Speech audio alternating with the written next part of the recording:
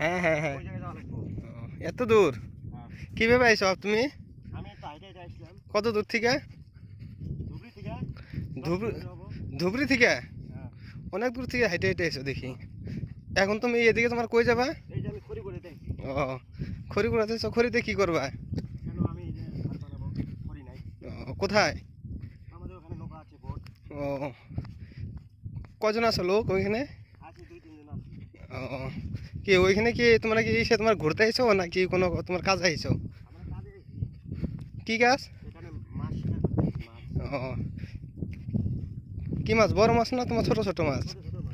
ও, কি নিয়েছো? জাল নিয়েছো নাকি?